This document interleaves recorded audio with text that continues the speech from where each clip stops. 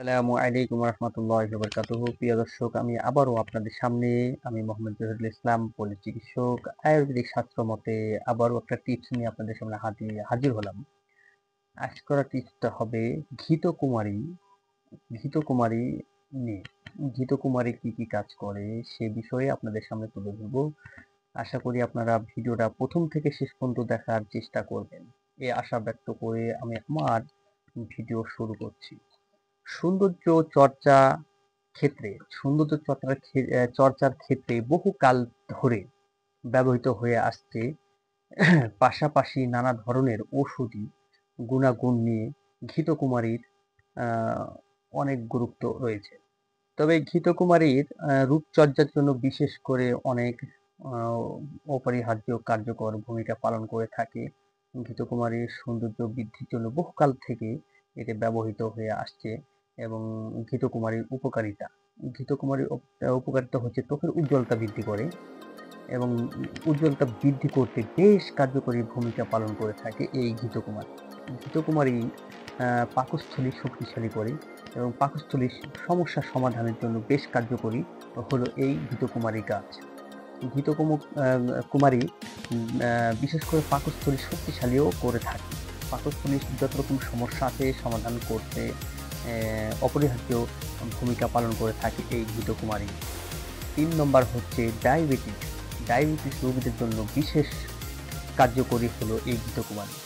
Diabetes রোগীদের জন্য বিশেষ করে অনেক উপকার বয়ে নিয়ে আসে এই ঘৃতকুমারী। এবং যাদের দাঁতের সমস্যা, দাঁতের ব্যথা, মাড়ির সমস্যা, তাদের জন্য এই সমাধান নিয়ে আসে এই বিশেষ করে ঘৃতকুমারী। ঘৃতকুমারী হচ্ছে দাঁতের ব্যথার জন্য অনেক গুরুত্বপূর্ণ ভূমিকা পালন করে থাকে। দাঁতের মাড়ি এবং দাঁত দুটোর সমস্যায় সমাধান করে থাকে এই ঘৃতকুমারী।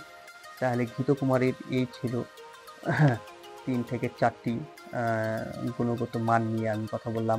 4টি রোগের বিশেষ করে এই টিপসের মধ্যে আছে।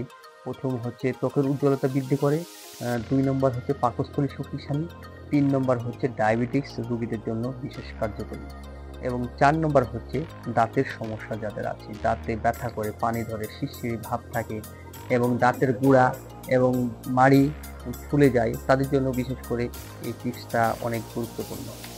ঘৃতকুমারী গাছ দিয়ে আপনার রূপচর্চা করতে পারবেন এবং পাকস্থলীকে মজবুত করতে পারবেন, হজম শক্তিকে বাড়াতে পারবেন এবং ডায়াবেটিসকে নিয়ন্ত্রণ করতে পারবেন এই ঘৃতকুমারী দিয়ে।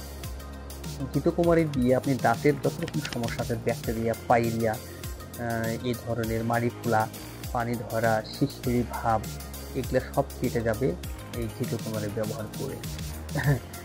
আজ করা টিপসটাই হচ্ছে মূলত ঘৃতকুমারী সম্বন্ধে। ঘৃতকুমারী দিয়ে এই 4টি রোগের বিবরণ আমি দেওয়ার চেষ্টা করলাম।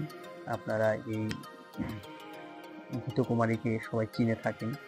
ঘৃতকুমারীর আরেকটি নাম হয়তো আমাদের গ্রামগঞ্জের লোকেরা বলে অ্যালোভেরা নামেও মানুষ চিনে থাকে। এই ঘৃতকুমারী সচরাচর সব জায়গায় চোখে দেখা যায়, সব জায়গাতে পাওয়া যায়। ঘৃতকুমারী টবের ভিতরে আপনি চাষ করতে পারবেন, ছাদে লাগাতে পারবেন, বাড়ির উঠানে বা বাড়ির পাশে দিয়ে আপনি টবে এটাকে চাষ করতে পারবেন। এর চাষ করা অনেক সহজ। তাহলে এত উপকারী জিনিস এটা আপনি ব্যবহার করেন এবং ব্যবহার করে আপনার ডায়াবেটিস, সুগার লেভেল কমাতে চেষ্টা করেন এই ঘৃতকুমারীর সাহায্যে। আমি এই ব্যক্ত করে আমার ভিডিও আমি এখানে শেষ করলাম। আশা করি আপনারা নেক্সট ভিডিও দেখবেন বা এই ভিডিওটা সম্পূর্ণ আপনারা মনোযোগ সহকারে দেখার চেষ্টা করবেন, তাহলে 4টি রোগ থেকে আপনারা মুক্তি লাভ করবেন। এই আশা ব্যক্ত করে আমি আমার ভিডিও শেষ করছি। আসসালামু আলাইকুম ওয়া রাহমাতুল্লাহি ওয়া বারাকাতুহু।